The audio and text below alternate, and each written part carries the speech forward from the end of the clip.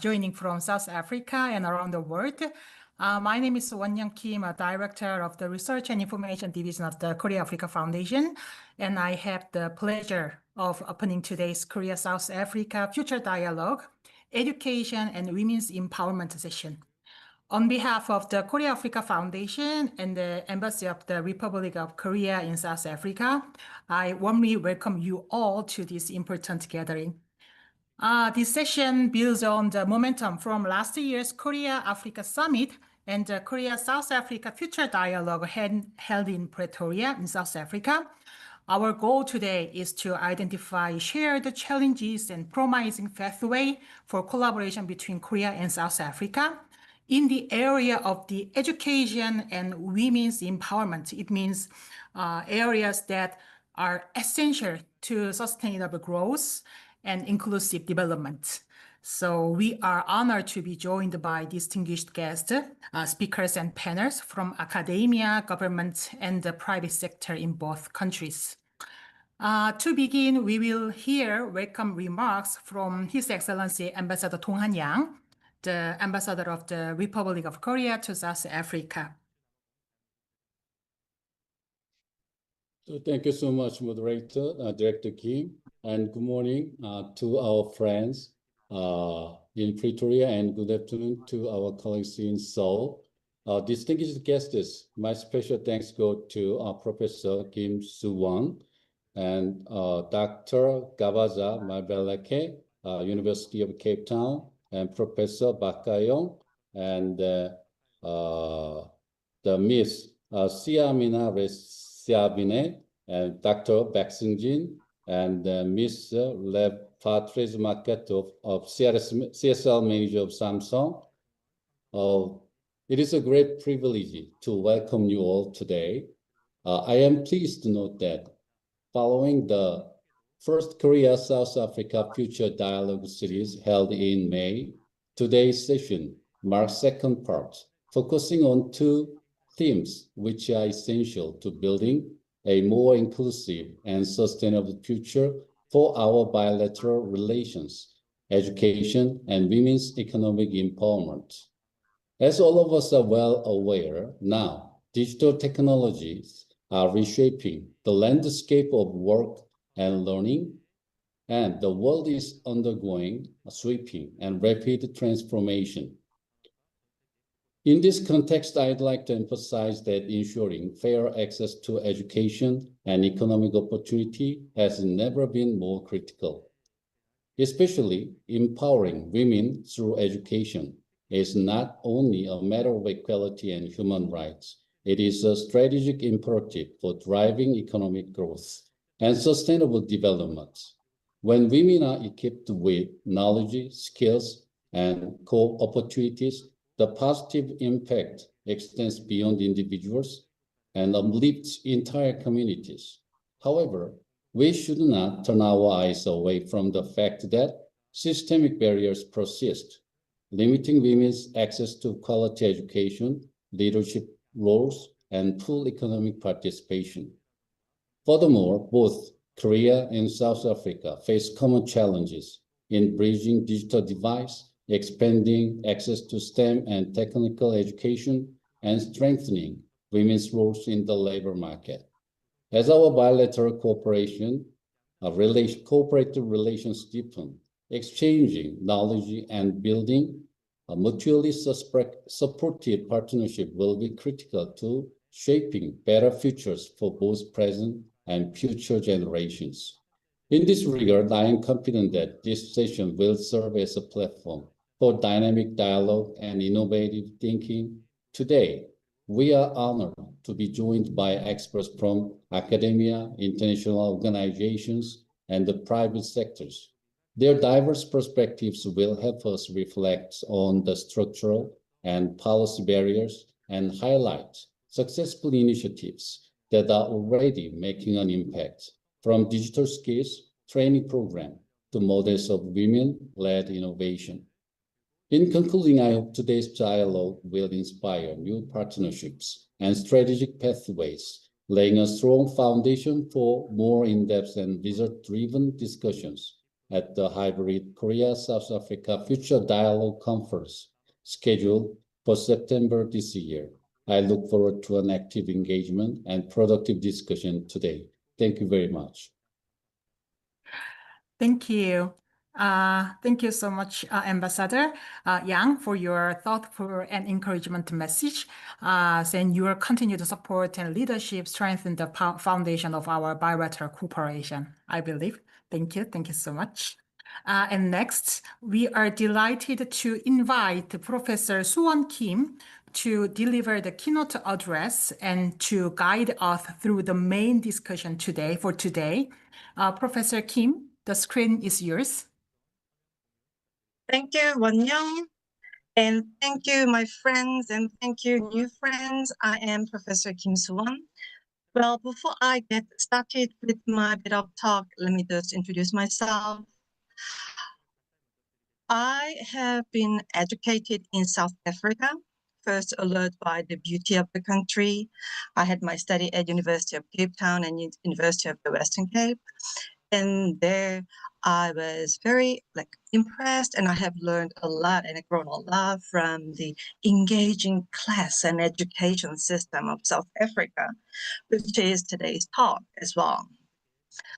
Well, I still remember that I sang along Nkosi Sikeleli Africa on my graduation with my other colleagues.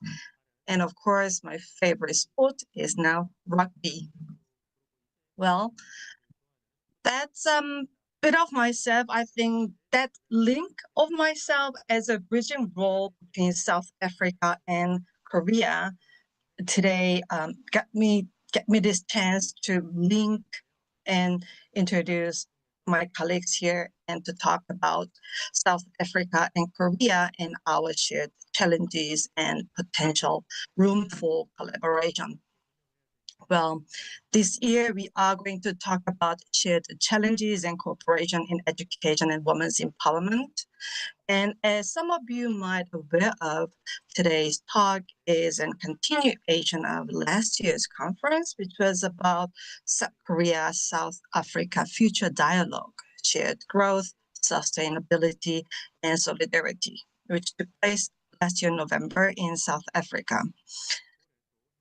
Last year's talk was mainly to celebrate the first Korea-Africa Summit, which was last year, June. And last year, we talked about the outcome of the Korea-Africa Summit and what we can expect from this year's G20, which is going to be hosted by South Africa. And also, we had two themes, which were Korea-Africa in healthcare cooperation and Korea-Africa in human resource development and women's empowerment. This is why we are having this special seminar today, to continue what we have started, and so we continue it and we can develop it further together. This year's talk is even more important and meaningful because South Africa is hosting G20 and African Union is going to be the full member of the G20. So and in that context, I'd like to talk about the future of collaboration between South Africa and Korea. Well, for that, we invited distinguished academic members and the practitioners in international organizations and even private sectors. I think my role today is to set up a stage, because now we're going to have a series of talks from serious professionals in this field. And for that, let me just briefly, share my slides with you. Is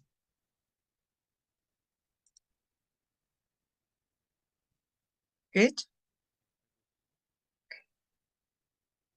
So, this triangle is what is called the future triangle, made not by myself, but by the South African government.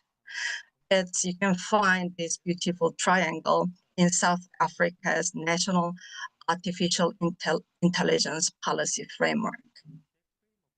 I took this framework because this triangle of past, present, and future can be a good guideline of South Africa and Korea collaboration. The triangle explains three important pillars that we have to think about for future and future collaboration. First is weight of the past. Our future and our present is bound by the weight of the past in our collaboration as well. In terms of the past, South Africa and Korea shares a lot of past burden or sadness in some sense. For instance, during the imperial time, Korea, the photo, the image on the top is the Japanese Imperial Army was taking Korea's copper product to produce bullets. And the one below is the famous Kimberley diamond mine. Our resources were taken by imperialists, and then later on, both South Korea and South Africa had suffered from political oppression. And we also had fighters, freedom fighters, and a lot of students. The photo here is Lee Han-yeol demonstrated and unfortunately passed during the student demonstration for democracy. And here, this photo, also very sad but famous image of Hector Peterson in 1976 in Soweto. The student was protesting against Afrikaans language education, sorry. Well, but the weight of past is shaping what we have today. But today, the present that we have is not just a burden, it also can work as a propeller that we can go forward. For instance, our past history of colonization or war for democracy now pushing the students of both countries to fight for more equal world, more decolonized world, as we saw in Roads Must Fall in South Africa, and a similar student movement also were witnessed in Korea. While domestically, we both are busy or occupied and happily engaged with undoing the past in dust, internationally, South Africa and Korea are also trying to play a pretty similar role as a bridge. Today, this year, as we talked about, South Africa is hosting G20, bridging Africa and the world. Korea is also aimed to play a similar bridging role between the global South and the North. As a country who suffered colonialism and a country who made a, well, rather exemplary economic and political achievements. Well, that common path leads us to the pool of the future together. Today, we are going to talk about education and gender, especially in terms of technology and STEM education. When it comes to technology and the youth, now we cannot talk about artificial intelligence, which make a overwhelming and everywhere impact on our lives. And there's one common challenge that Korea and South Africa face together that I like to highlight is today's AI principles and ethics are mainly guided by the West and the Western narrative. The Western narrative of technological development and technological transformation in a form of Western development are challenging Korea's and South Africa's own development of technology and our own philosophy and guideline. And there, I think we can find more room for South Africa and Korea collaboration.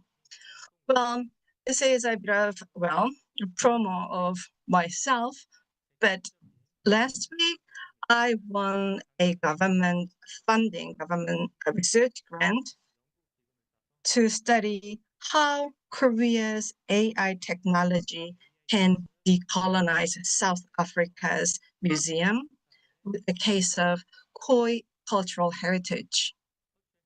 Well, I think that sort of academic research and academic endeavor can be a good example of Korea and South Africa's future collaboration together.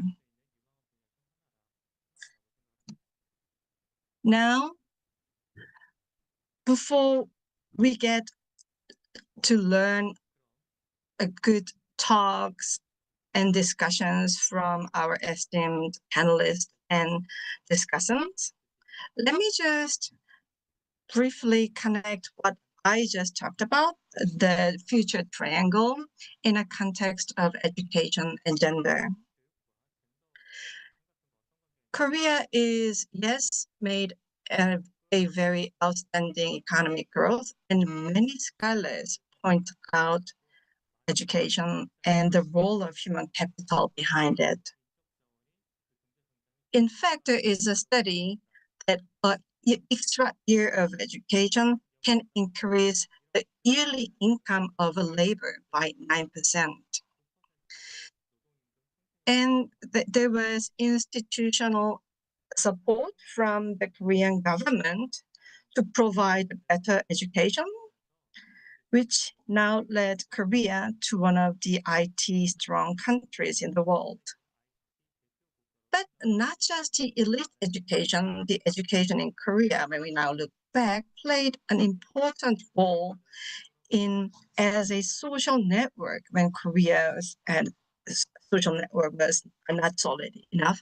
And the education itself was also a very important tool of social mobility, which now led to the 75% of high school graduates in Korea is now signed up for a high school, like high education in Korea.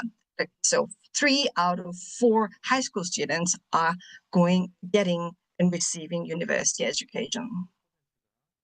On the other hand, when we look at South African data produced by the Education Ministry, 1 out of 4 South African high school graduates get to study in universities or tertiary education.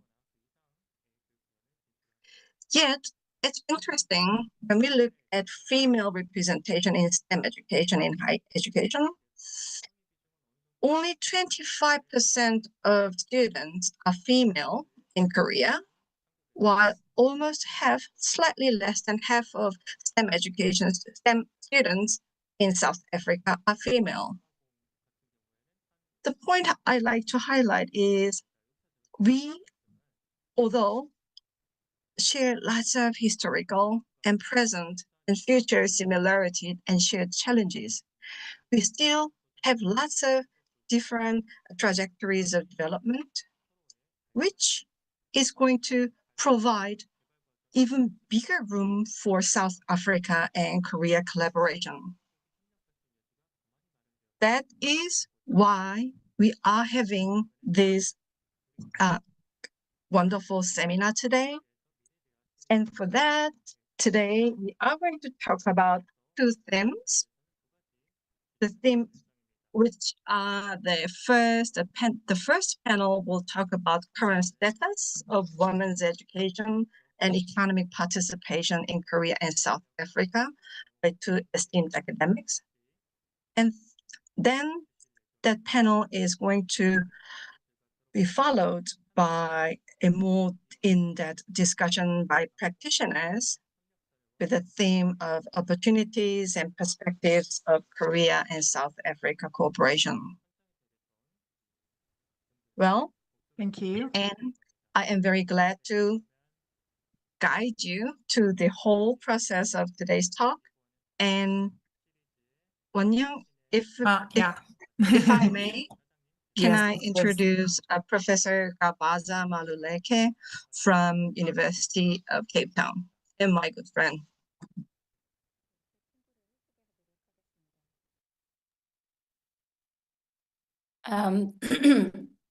Thank you everyone for inviting me. It is a pleasure to be here, and I'm very excited to see some familiar faces, some people I met last year. So it's great to be here, and thank you again to the Korea Africa Foundation for this invitation. I'm excited to share my insights. So the theme I have been asked to reflect on, education and women's empowerment with a specific emphasis on women in STEM, is both urgent and complex. I must admit, at first, I hesitated. While my academic work is firmly grounded in feminist politics, it tends to focus more on gender-based violence, digital activism, and the politics of representation, rather than on education policy or STEM pathways. However, this invitation has offered a generative opportunity to think through education and empowerment using a conceptual framework I've been engaging with in recent years.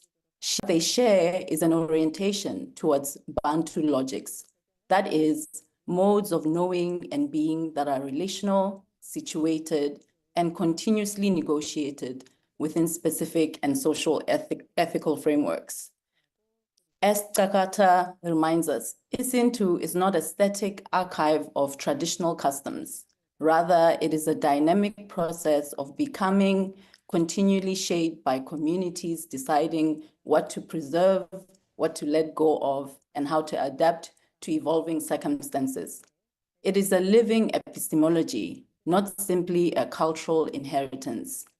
At its ethical core lies the principle of Ubuntu or Butu, not merely as a moral ideal of kindness, but as a relational ethic, a way of organizing society around mutual responsibility and interdependence. As Takata further notes, Ubuntu cannot exist without Abantu, the people, and the logics of Isintu that sustains communal life. In this view, to be Umtu, a person, is not a biological given. It is a moral achievement earned through one's conduct within a community. Crucially, Shinto is also epistemological. It offers a way of knowing that is distinct from and often resistant to the universalizing, individualistic paradigms of Eurocentric modernity.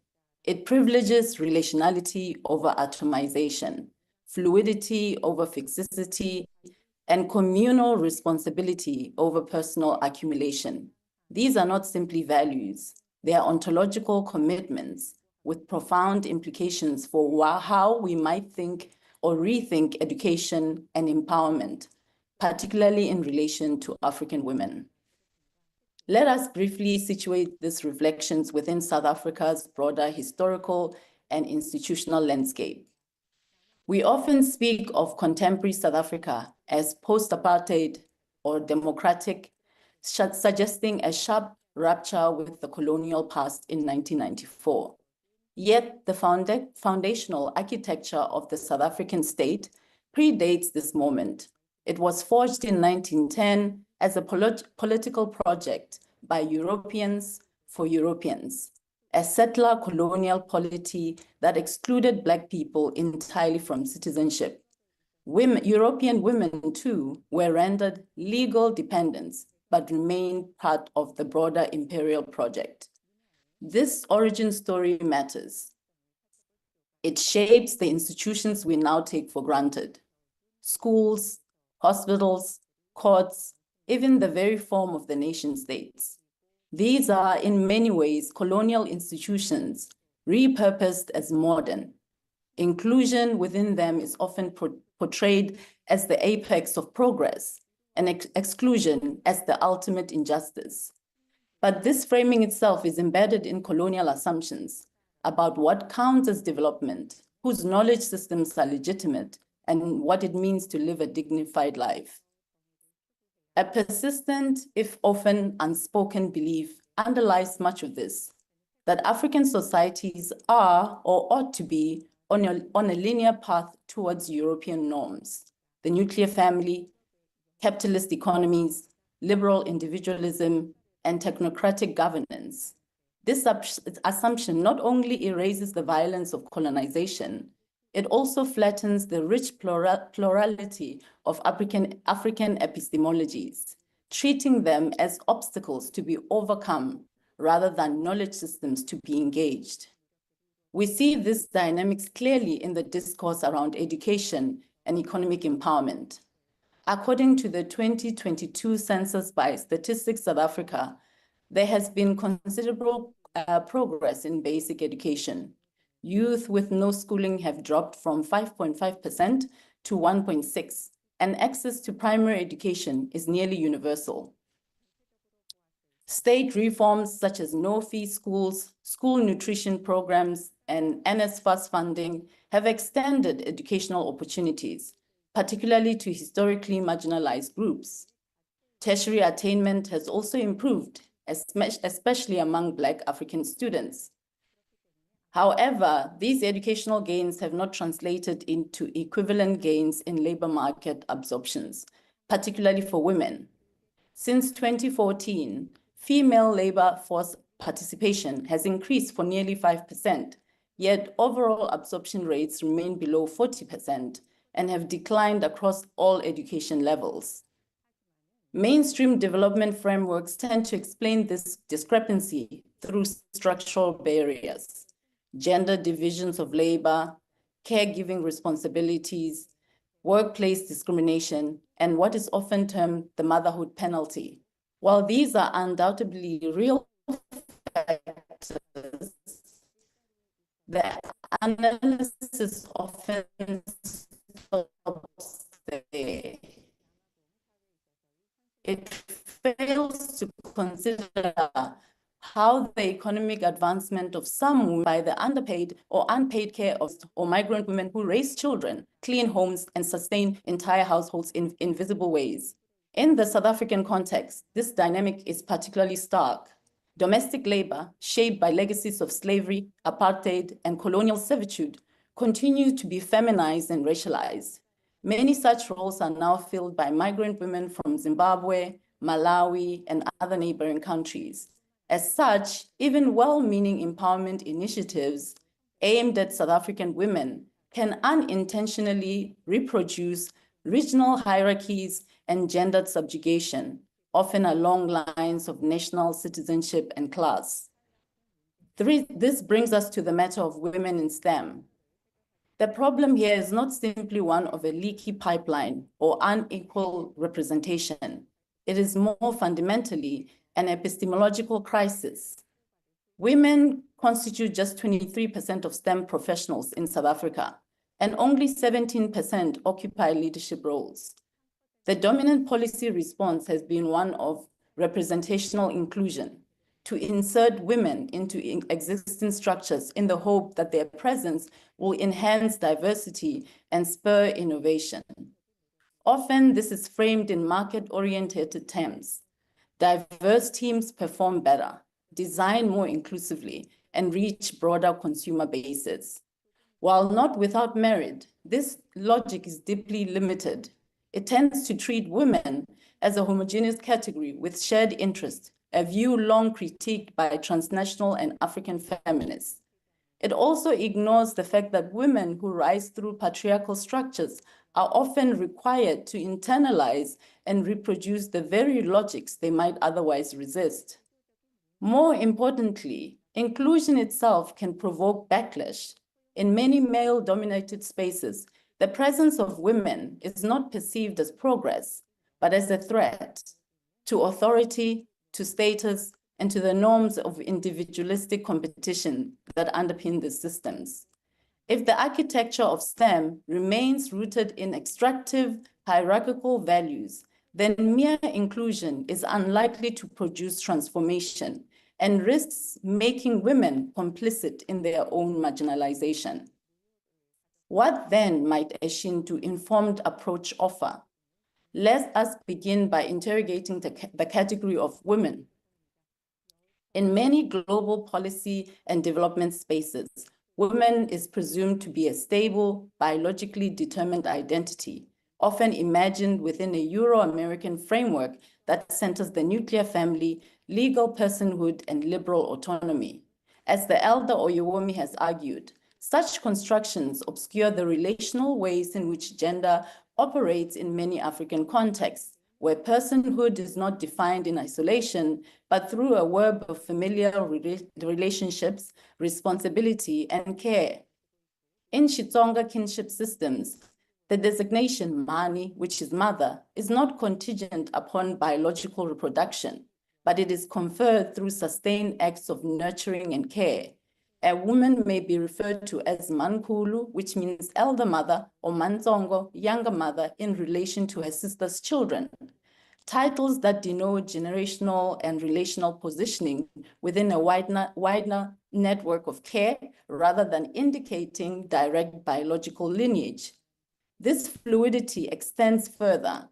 In relation to her brother's children, the same woman is referred to as hahani, a term often translated as father, but held by her.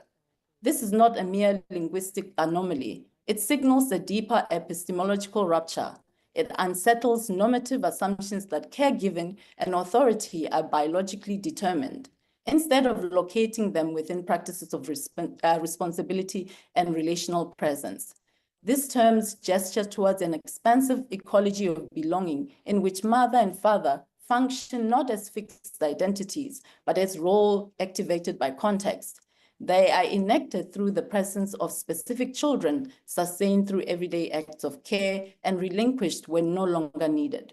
Within this framework, personhood is not defined by static categories, but by relational labor, by what one does for others, rather than by what one is presumed to be.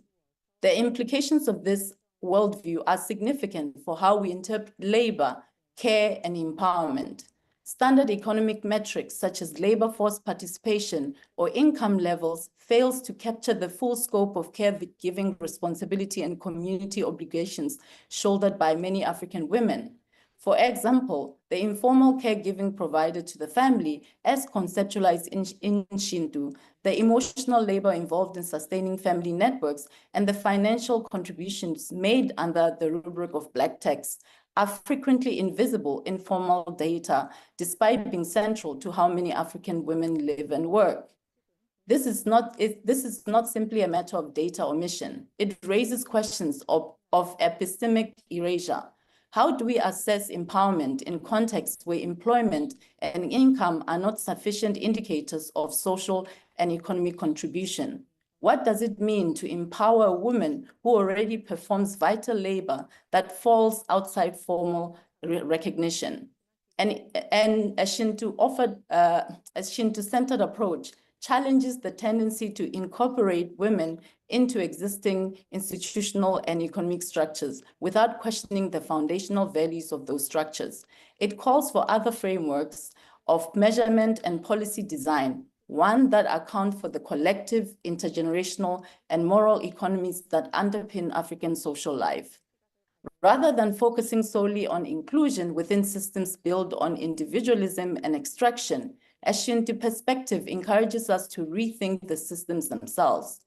This involves designing policies that take seriously the labor of care and community maintenance, and collecting data that reflects the full range of social contributions, such as time spent supporting extended family or community members.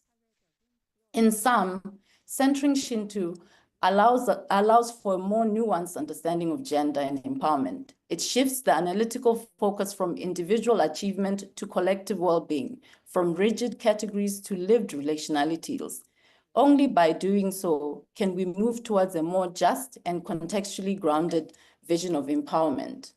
To conclude, we must resist the temptation to treat education and empowerment as technical goals, check boxes on a global development agenda.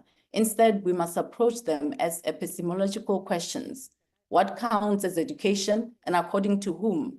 What kinds of knowledge are legitimized or erased? And what new futures become possible when we begin not with Eurocentric benchmarks, but from within our own epistemologies, our languages, our histories, and our ways of being? As we imagine new forms of collaboration between South Korea and South Africa, I invite us to not merely exchange best practices, but to interrogate the very vocabulary we use to define progress. Because when we begin from the knowledge systems that already exist within our communities, like Shinto, we do not merely reform existing structures, we open the possibility of building entirely different ones. Inkomu, thank you.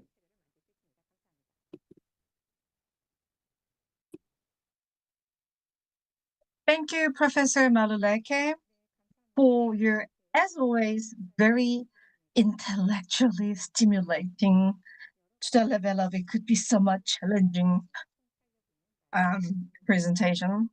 Well, but the core idea that Professor Maluleke wanted to highlight, I think echoes with the theme of this seminar, including my previous bit of talk, the European assumption and the colonial assumption that still has lingering impact on South Africa and in some sense Korea, to the very varied spheres of our society, including education, gender empowerment, and labor market. We need to have a look at our perspective, which Professor Maluleke introduced with the term of Ubuntu and Shindu. And that specific space can become a good starting point of Korea and South Africa collaboration in education and gender empowerment. Thank you very much for that. And now we are going to continue our talk. And now we're going to listen more from Korean perspective from Professor Park Ga-young. She's a professor at the State University of New York. Thank you. Oh, should I start? Okay. Oh, I can share my screen first. And I start. Good afternoon and good morning. Thank you very much for inviting me to this event to have a meaningful discussions on challenges in cooperation and in education and women's empowerment, both in Korea and South Africa. My name is Ga-young Park. I'm a professor at the State University of New York, Korea. My title today, the presentation is STEM and Women's Empowerment in Korea, Education, Policy, and the Power of Structured Collaborations. While Professor Maluleke, her talks more on focusing on the epistemology and the knowledge sharing and knowledge creation, my presentation in terms of the Korean perspective will be more focusing on the practices and the policies and some of the actual cases in terms of the collaborations and how we empower women in STEM. Now let's begin my talk. As digital and STEM competencies become essential across all sectors, equipping women with these skills is no longer optional. It's a very foundation for inclusive and sustainable growth. And in terms of the Korea, Korea has been recognized as one of the earliest countries in Asia to institutionalize national policies supporting women in science and technology starting from 1990s. And in South Korea, women have achieved high levels of education attainment, yet significant challenges and gaps remain in economic participation, and particularly in leadership. This presentation offers a very brief overview of how digital education or STEM education is shaping women's employment and how evolving support from government, industry, and civil society is helping to strengthen the pathway of Korea. And looking ahead, a key question is, then my questions most of the time is that then how part? How we can scale outcome-based multi-stakeholder collaboration that meaningfully connects education, employment, and leadership in STEM field. Right. This chart shows the share of women enrolled in science and technology programs in Korea from 2012 to 2022 across all higher education level. And as you can see from this chart, the graph, master's and doctoral levels, the red line and the green line, as you can see from this chart, the graph, have shown the most significant increases. Women now represent nearly 37% of masters and 30% of doctoral students in science and technology. And bachelor enrollment has remained relatively stable, as you can see from this blue line, stable around 33%, indicating a plateau in undergrad gains. And associate level programs in 전문 학사과정 in Korean, it shows the lowest and slowest growth, still under 26% as of 2022. While overall trends can be seen very positive, relatively, especially in grad programs, but relatively slow progress at the undergrad and associate level suggests that early pipeline challenges persist, which may contribute to impact on long-term leadership outcomes. And I'll provide you the snapshot of Korean women in education and work. In Korea, the share of female students entering science and engineering fields remain below the global average. It's 31.3%, and comparing to the global average of 35%. And among the 31.3%, the students who enrolled in engineering, it takes 25.6%, and who are getting into the natural sciences, comparatively much higher, 53.1%. And despite increasing participation of women in STEM, a concentration is less technical subfields, such as natural sciences, rather than engineering, as we can see, indicating enduring gendered pattern in specialization. Despite growth, you may think that maybe the female students, their performance in science math may be lower than the male students. No, actually, it's not true. Girls match or outperform boys in science, according to PISA 2023 data in Korea, suggesting that the issue is not ability, but conversion. And in terms of the ICT sector, as of 2023, they are most underrepresented. Females are most underrepresented in software as of 25.1%. And the labor force, in terms of the labor force participation gap, remains wide, 63% versus 74% of male, and only 19% of women hold middle or senior leadership positions. And I was surprised to hear that, according to Professor Malueka, 17% of the women held in South Africa takes the managerial positions in STEM field, but in Korea, 10% of the managerial positions in STEM fields as of 2020. And women make up approximately 10% in early stage entrepreneurship, and only 16.8% in data industry. This is one of the significant data. Despite the tech's growing importance of this data industry, women held in 16.8% compared to 83.2% of male. And Korea has the largest gender wage gap in the OECD, which is approximately 31%.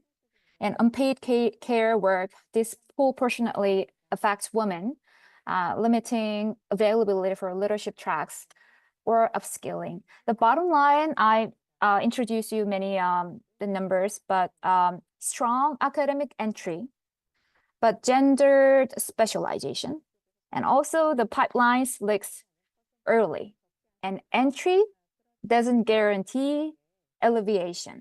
Maybe that's one of the bottom line of this snapshot of Korean women in education and work. And impact of STEM and digital education on women's economic advancement. I can say that, yes, it does have a high potential in a way that women-targeted digital programs could convert skills into jobs and higher pay. In case of the US and EU, in case of the US, STEM occupations are nearly double the national average. And so and in terms of the women in these roles here in this wage premium, and in terms of the EU, it reported that higher female participation in STEM is linked not only to higher income, but also to greater asset in terms of the job security. But I could not find the very direct causality in terms of the relations between causality of the STEM education and of the female and on their economic advancement. But these global cases suggest a plausible link as high-paying STEM and tech sector grows. Women's inclusion in these fields can have potential significantly enhance economic outcomes. I'd like to introduce you some of the interesting data. Women in ICT as of 2017, that's the latest, the data, publicly accessed data. That could be because of how we categorize this ICT sector and in terms of the industry.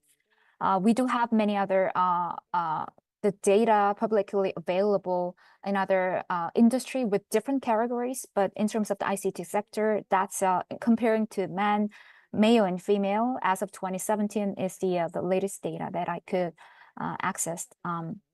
Women held approximately 28.1% ICT sector job, and compared to the men, 71.9% in favor of male employment. And at the same period, when we see the all industries data, then women held 41.1% total jobs and men approximately 59%, which means that women in ICT employment significantly lower than national average. And one of the interesting the bar graph is this, that this is the 2019 ICT workforce by major and gender. And as you can see, this despite increasing female entry into ICT, the left side of this blue indicates women. Only 18.7% of the women professionals measured in ICT compared to 80% of the male who are in the ICT workforce measured in ICT. It may suggest that many are working in supporting or peripheral roles, not in core tech development. It's really depending how we define core tech development per se.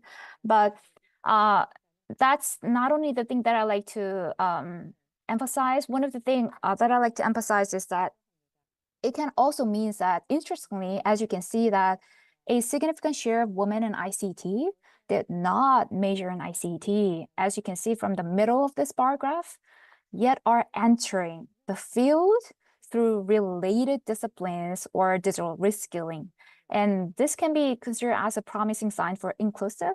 And it also reflects the nature of the ICT industry to be cross-disciplinary entry models. And the why we're talking about this, it's not only about the quantity per se. Now we're talking more about quality.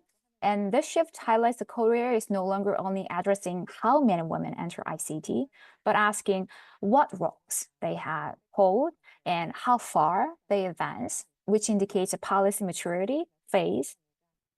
And if I may briefly introduce some of the Korea's women in STEM policy, we do have many supporting the policies, and this is mainly about the basic plan for fostering, supporting women in STEM, particularly for scientists and technicians, based on the Act on Fostering and Supporting Women Scientists and Technicians as of 2002. Korea's announced within like every 5 years, starting from 2004, we announced this basic plan for fostering, supporting women in STEM. And as you can see that very first plan, starting from 2004, focusing more on the STEM camps, like the very particular designated short period of this camp and data building efforts, but there were no measurable targets. But as you can see, the second plan, more quantitative goals, like 1,000 women PhD per year, And the third plan, more focusing on utilization, emphasizing career continuity and aiming for a 60% employment rate. In the fourth plan, we're more talking about ecosystem, expanding ecosystem building. So from the entry to now, we're talking more about full support ecosystem. But some gender policies in Korea still emphasize numerical inputs over long-term career outcomes. So this may leave the leadership gaps at 10%. And as noted argued by Cho, Korea's basic plan have evolved into a wider ecosystem, but still policy moves from numerical intake target to sustain a career and leadership outcomes. True gender equality in science and technology remain really elusive. And the direction could be based on further utilization and also ecosystem building, but more on outcome integration. So not just entry participation. So this means that universities, industries, and governments need to contractually commit to measurable goals in hiring, retention, and leadership. And also previously, providing support structures such as flexible work or remote options and mentoring was more like optional benefits, but it should be more like baseline requirements. And we do have YZ, a government-affiliated public institution in South Korea, and provides many great initiatives and provides interesting programs for supporting the women. And one of the case that I like to introduce is one of the project that I also involved in here in Incheon City with General Motors Korea and Incheon Metropolitan City Office of Education and Incheon Technopark. And it's a collaborative AI education program co-funded by multiple institutions that I mentioned earlier. As you can see that many students are involved in Incheon area, and the State University of New York, Korea played executor roles in inviting other universities at Incheon Global Campus. I'd like to highlight this. The program is that each school team, high school team, member of 5 or 6 students, the ratio between the female male students were 5, or sometimes if the males, it's a boys' high school, we don't have female students, but if it is general high school, we try to make it as like the balanced ratio between the inside of the team, and was matched with a university student mentor, including many women majoring in STEM from the State University of New York, but also this Incheon Global Campus, Ghent University, or George Mason University as well. And we invited many women majoring in STEM mentors, university mentors. And so they team up with this mentors and mentee team up as a one team, and they developed AI-based prototype project to solve local problems in Incheon. And received many expert feedback over multiple rounds and had opportunities to pitch their idea, including directly to General Motors Korea, and also in front of other experts and the universities, and also Incheon Technopark. For the high school students, they exposed to real world STEM experience beyond textbook. And also one of the important things is that visible female role models, including university female students who major in STEM education, and also the experts and the mentors from General Motors, female engineers and male engineers as well. And managed for university mentors, they have the chance to lead the projects. Both female, male university students manage timeline and engage in public speaking. And for the institutions and companies, they could have opportunities not only to just participate in and more like a meaningful outreach. One of the key successful factors for this is we spent lots of time to structure this program so that each institutions have different interest, and how can we make that interest fit into, but at the same time, we bolster the female male students and both high school and university students, empowering, but at the same time, how each institutions' interests can be well embedded in that the program, and later on it can be lead to an actual outcome. So Incheon Metropolitan City of Education, they emphasize inclusive student selection, ensuring gender diversity, and Incheon Techno Park, they focus on quantitative results such as a number and quality student prototypes. So we came up with 10 AI-based the prototype services or applications. And General Motors Korea sought meaningful outreach, not a symbolic CSR, but active employee involvement. So they try to genuinely contribute to strong student growth through mentoring and feedback and final stage pitching. So the program ensures the students receive multiple phase feedback, not just a one-time event. So at the very beginning to the end, all the participant institutions provide meaningful feedback and then come up with an actual prototype. And it highlights the importance of the collaboration needs architecture, not just participation in terms of the STEM education, STEM empowerment. And to conclude, I'd like to highlight that Women in STEM is not only about representation, but about innovation and inclusive growth. And what's needed now is a shift from fragmented efforts to an outcome-based collaboration model where government, industries, and academia co-design goals and shared opportunity for results in hiring, retention, and leadership. And the real collaboration means aligning incentives, embedding structural support, and treating inclusion as a driver of innovation, not an afterthought. And this ends my presentation. Thank you very much. Thank you, Professor Bakayong.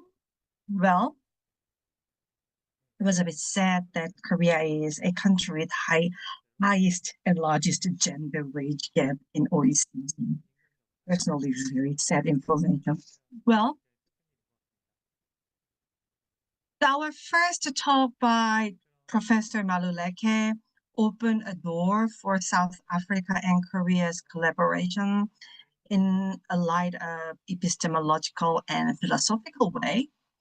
And our second talk by Professor Park Ga-young, she approached more data-based, and she also opened us another door that we can think of our collaboration more empirical and practical way.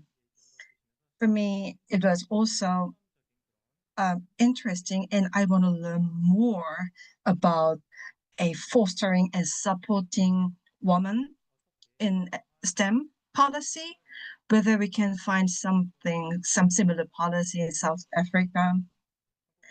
And in South Africa, the regional divide is still very severe in terms of STEM education and women empowerment. How can we share our thoughts and experience in the context of South Africa with a greater regional division? That sort of things we can keep in our mind for our next talk together. Well, thank you to professors. Based on these academic discussions, now let's move on to more practical talk.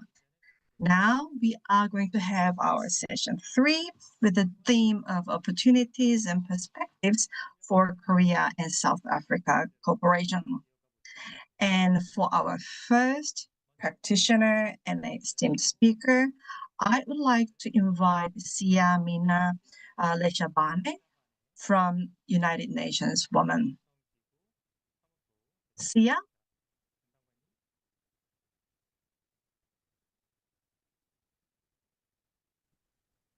Thank you. Good morning. Floor is yours. Morning. Yes, thank you for having us.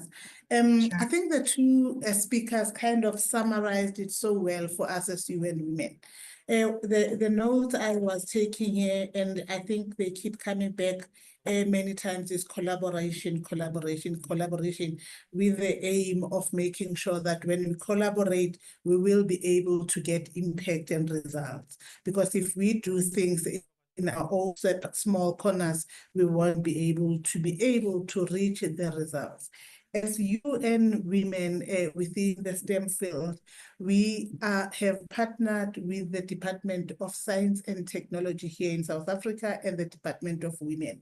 The reason that we doing what we're doing in terms of the African Girls Can Code initiative is exactly that. We have seen that there is such a huge gap within young girls in high school taking up STEM subject that will enable them to be able to continue with the STEM subject in university or and after in their work life. So what we did, we then said, let us practically come in, because the Department of Education in South Africa, they have actually launched the coding and robotics within high schools and primary.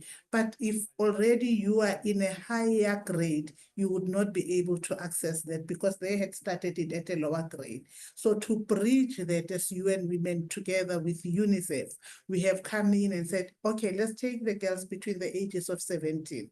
Let us skill them within coding and robotics. Let's see that when they have this skill, will they be able to take take on and be able to utilize the skills we've given them in the workforce, in their other life, whether they become entrepreneurs, because we have to look at it in the diversity as it is, so that we only are not looking at young women within employment, but within the women economic empowerment. How do we make sure that if they decide to be entrepreneurs, they will be able to do that?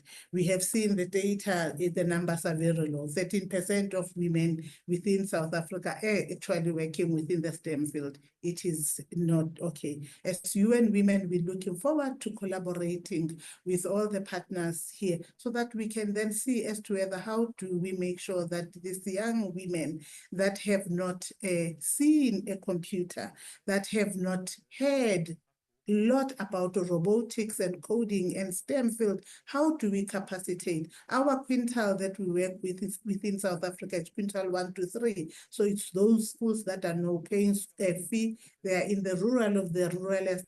They have the data is expensive in South Africa. So meaning those girls, for them to be able to just sit and access information, it is it's a struggle. So we come in, we then say, how do we empower them from where they are and bring them closer to information, so that when we start counting the number of women that are taking up STEM subjects, are actually we counting even those who necessarily these services would have not gotten to them. And in South Africa, the other disadvantage is that even if you have 200,000 of young girls passing matric into universities, our university spaces would then say we have 400 to 300 spaces. So you have those bigger gaps that then we have the out of schools that we have never taken care of or thought about them. UN Women, we come in, we say, while you are thinking about whether you want to go work or you want to go to school, how about we come together and we teach you the digital skills in terms of coding and robotics? We were very honored when the Korea Foundation invited us to come through, because we do want to collaborate, because there are so many similarities within the South African context and the Korean context. But what I have seen when I was in Korea, and I think it's happening in South Africa, I've never seen people walking and typing and talking on their devices the way it happened. I came back, I'm like, oh my God. There's something that people are actually, I don't know whether they're talking to their devices or their devices are kind of the maps and stuff. But it is interesting to see that if we then make sure that the girls within the South African context, when they're holding their devices, they not only are on TikTok or any other thing, but they also are utilizing their devices to improve their skills, but are able to also code and do robotics. So this African Girls Can Code initiative within UN Women has been rolled out in 11 countries in Africa, so that we can see as to whether are we able to communicate within the robotics language, because all of us, we don't speak English, or every other country, they have their own language. But if we come in and speak the digital language, will we be able to bridge the gap? We will be able to also see the world as a bigger world rather than the countries that we come from. So we have been proud of this African Girls Can Code initiative.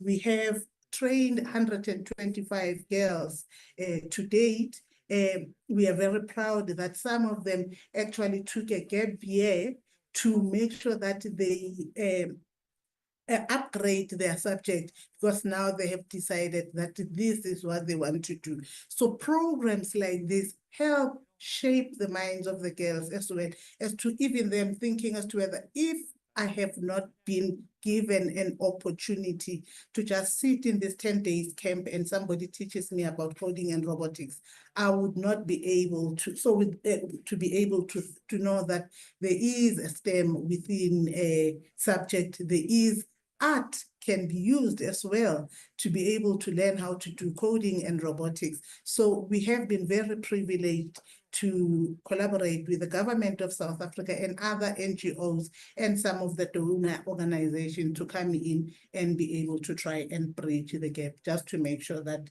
we increase the number of girls within STEMs in the South African schooling. And yes, we only are taking girls. So at this point, even though we say leave no one behind, girls are actually our priority. Thank you very much. Thank you very much, Ms. Leshabane.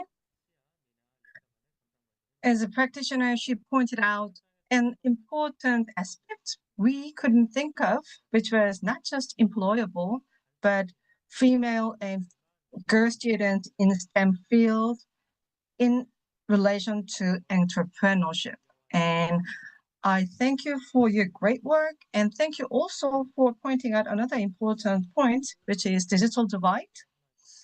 Which South Africa is doing very well in terms of digitalization and internet, but across Africa, only just 30% of African people have still access to the internet. That is also something that we need to think about together, right?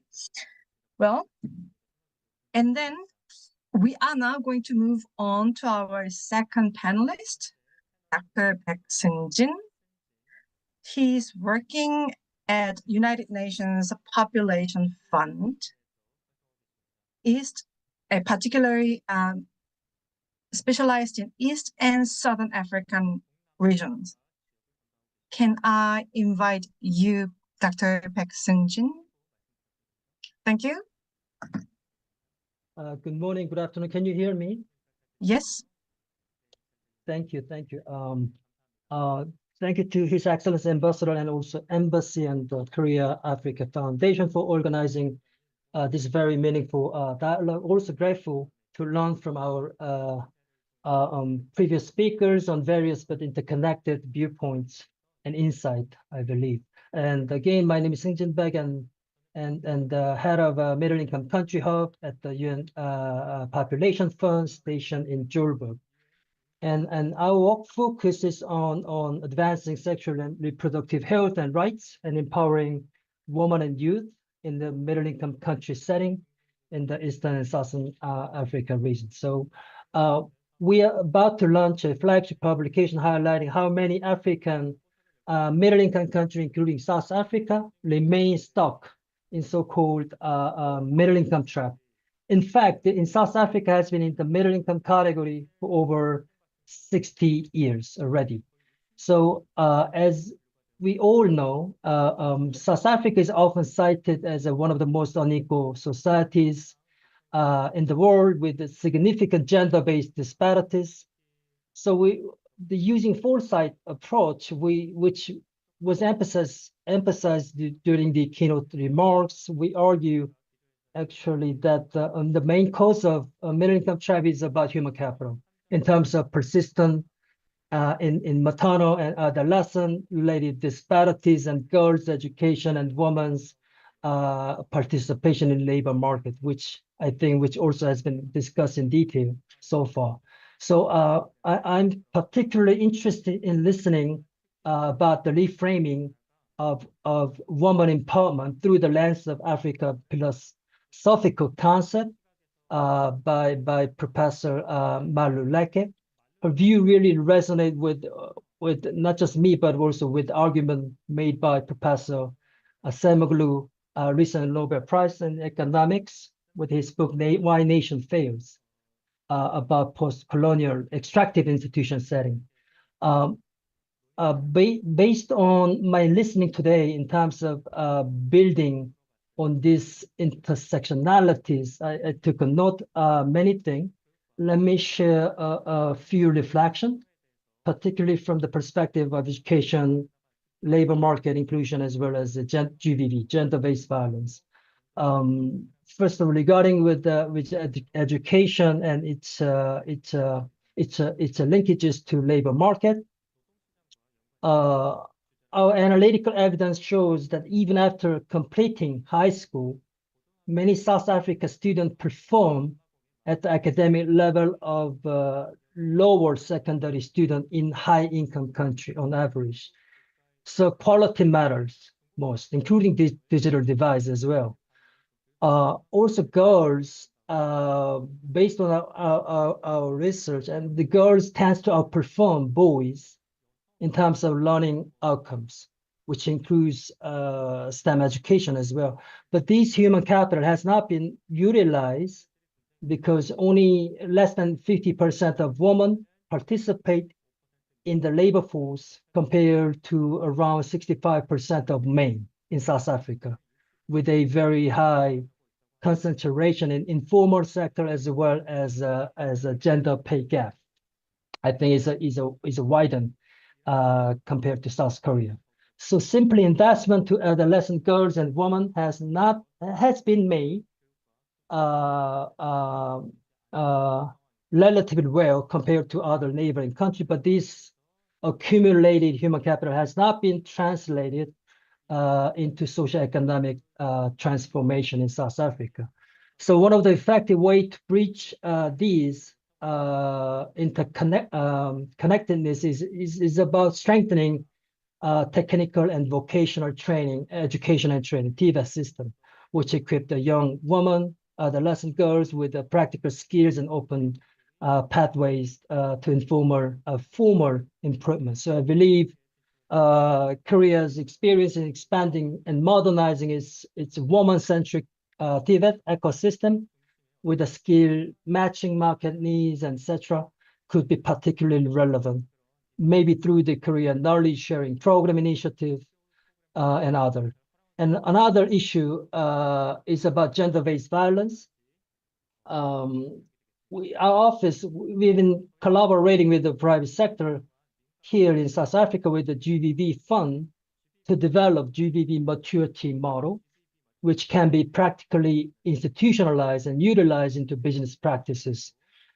And also we are also currently supporting South Africa presidency in developing national GBV strategy.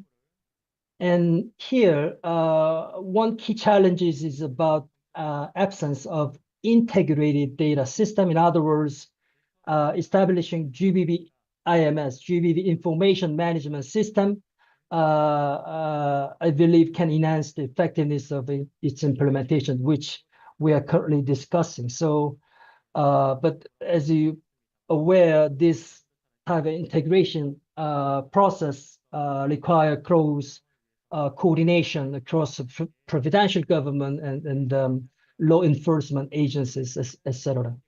And finally, within this domain, what I'd like to particularly emphasize is about teenage pregnancy. In fact, child marriage is relatively rare in South Africa compared to neighboring country, but unintended pregnancy among adolescents remain relatively widespread.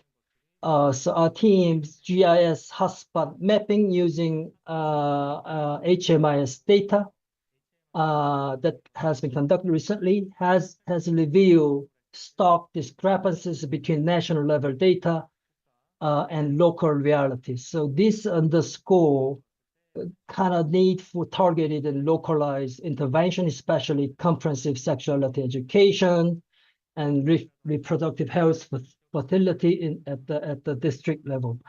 And in short, investing in women and woman human capital and unlocking their full productive potential is not only a matter of right, but it is smart economics.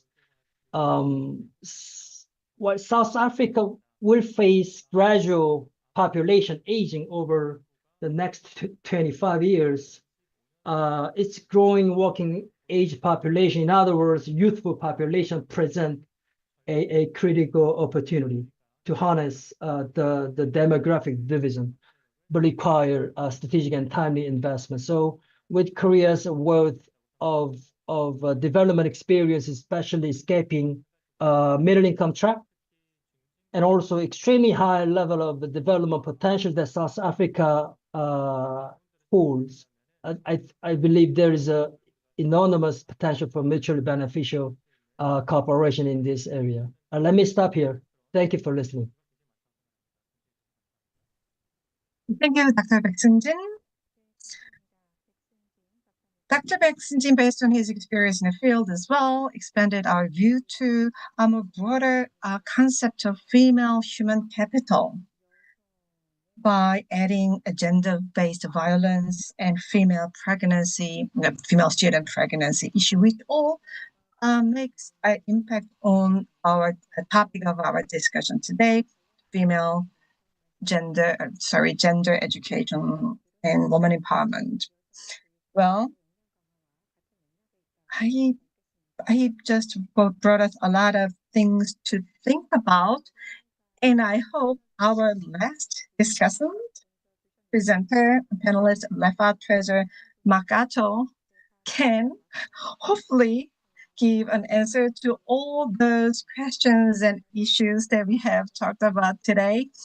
Good luck, Ms. Makato, and now floor is yours. Certainly. Good morning, everyone. Thank you, Ms. Kim. Mine is a very simple task today, is to share a story of collaboration in education between South Korea and South Africa.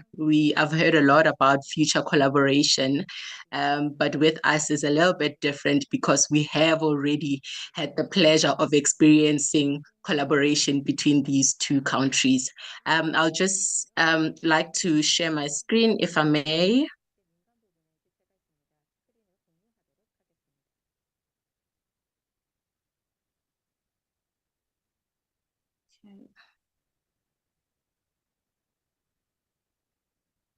I'm not sure what happened there.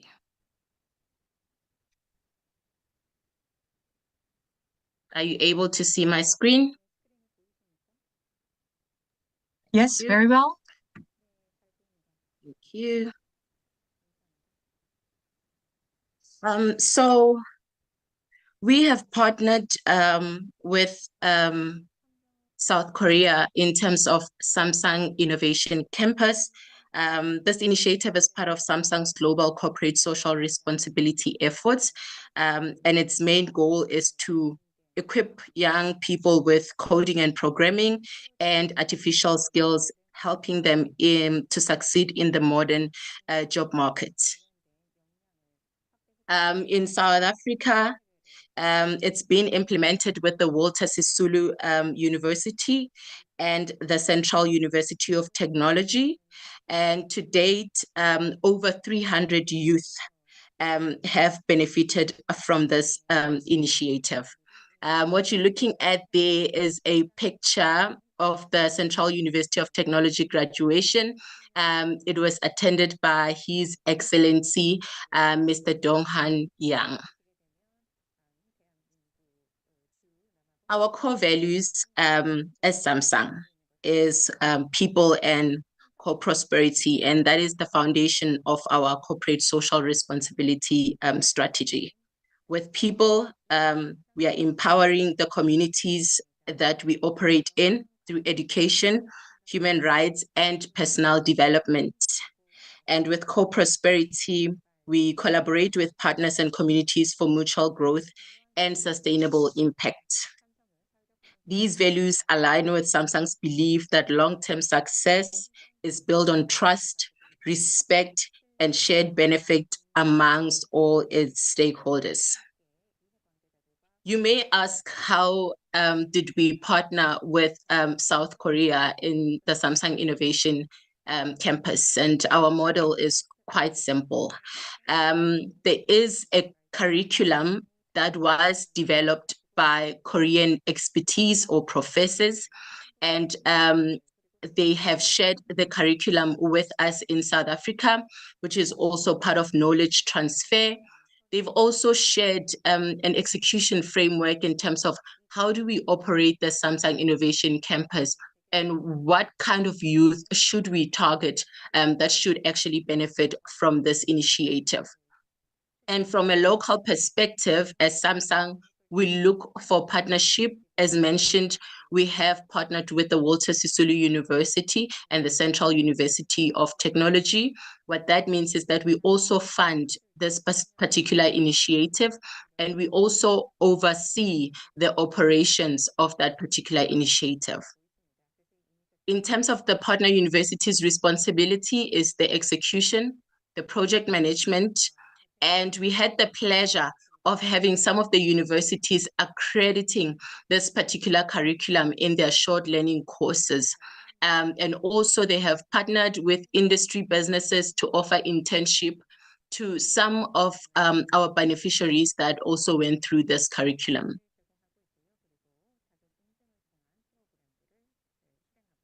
So we offer our strategy on content. Obviously, it's aligned with the national and higher education goals. And the Samsung Innovation Campus addresses skills shortage in areas like coding and programming and artificial intelligence. These skills, we all know, that are critical for employability in the fourth industrial revolution. So the program blends theoretical learning with practical components, which is otherwise known as capstone, to bridge academic and industry readiness. So far, we have been able to offer the curriculum in AI and coding and programming as the basic skills. However, through the partnership with South Korea, we have also received the curriculum that also covers big data and the Internet of Things. Although we haven't really implemented it as yet in South Africa, because the partners that we have engaged with, they have looked through the curriculum and they have requested more engagement with Korean expertise in terms of the delivery of that particular curriculum. We don't only provide AI and coding and programming, we also offer soft skills and job preparation skills, which are also fundamental.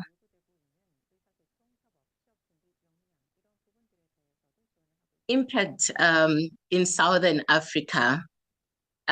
We had the pleasure of expanding this particular curriculum to other African countries such as Lesotho and Malawi.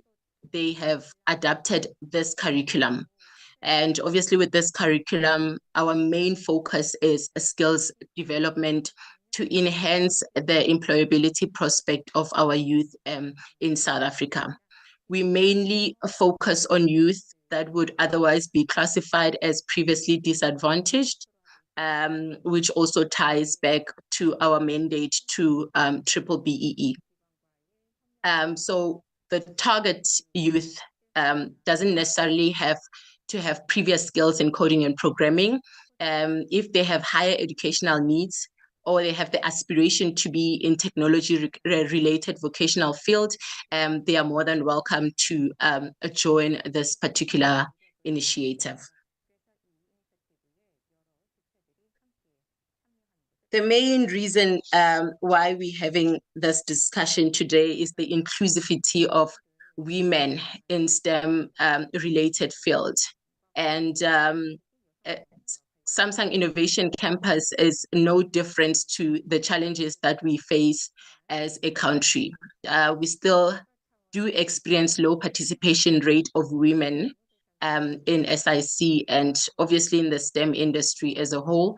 However, we see Samsung Innovation Campus as a catalyst to encourage women participation, because it is important for us to have gender equity in tech to boost innovation and economic growth. In terms of national context, we know that we have about 13% representation of women in STEM-related fields. However, in terms of the Samsung Innovation Campus, we have 31% women representation, which is still fairly low and shows that there's still more work that needs to be done in order to ensure that a girl child is included in the STEM field. However, when we look at our year-on-year female participation growth, it shows that we are taking a step in the right direction, with only 8 females participating in 2022 to now having about 40 females participating in the year of 2025. And for the year 2025, this number is only a highlight of the beneficiaries that we've had in the first half of the year. We'll still have another intake in the second half of the year, where obviously we'll see this number grow.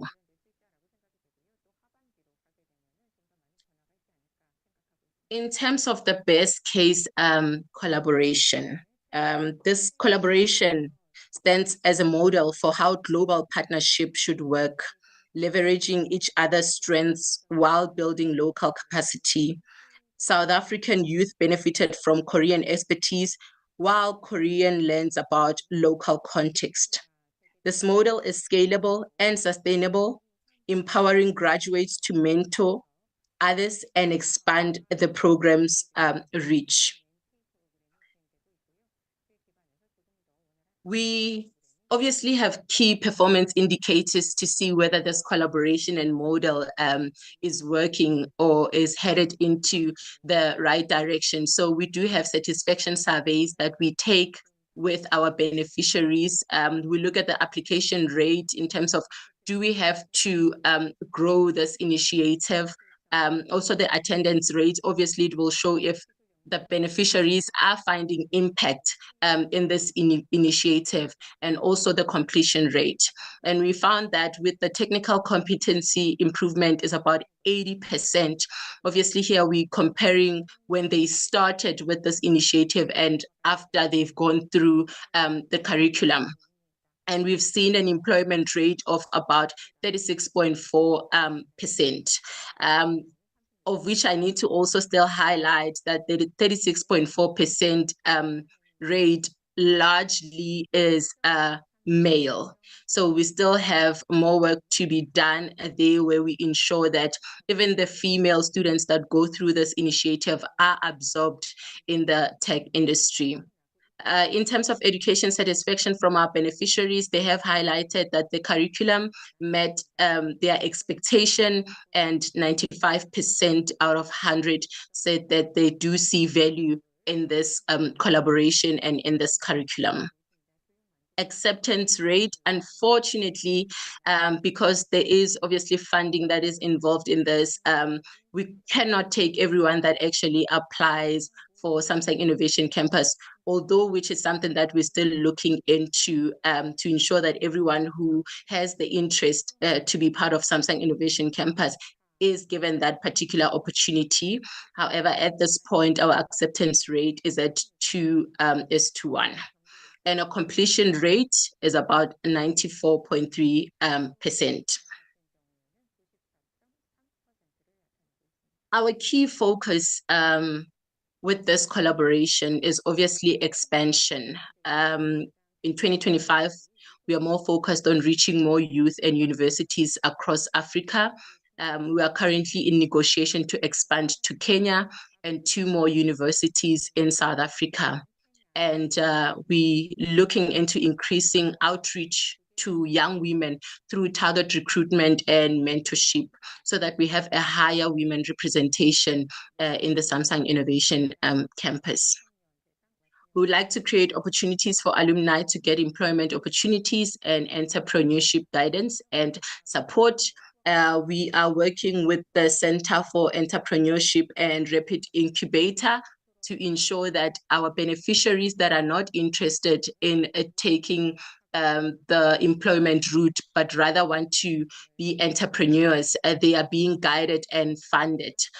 We've seen great success stories where some of our beneficiaries, particularly in the Eastern Cape, have opened their small businesses, and they are receiving funding and guidance as a result of this collaboration. We are looking to introduce advanced curriculum.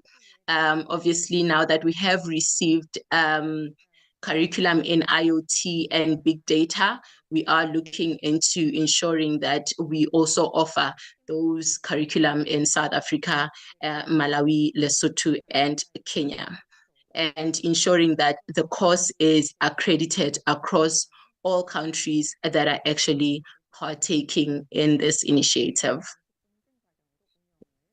So that is a success model, and that shows how collaboration and partnership and working together for a greater cause is impacting the African youth.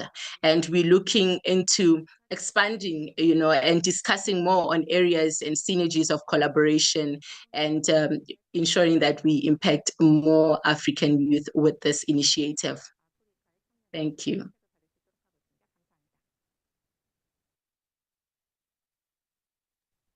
Thank you, Ms. Makato. Well, today we talked about education and gender in a special light of STEM fields and digital and AI that Ms. Makato just introduced is predominantly driven by the private sectors. So it was great that we learned about a case of a private sector. Well, and then we are slightly behind schedule. If any participants now at the end of our talks needs to have 1 extra minute as an afterthought, then I'll allow you. But if you don't, I'll just pass this floor and online microphone to Ambassador Yang Dong-han for the last time for wrapping up.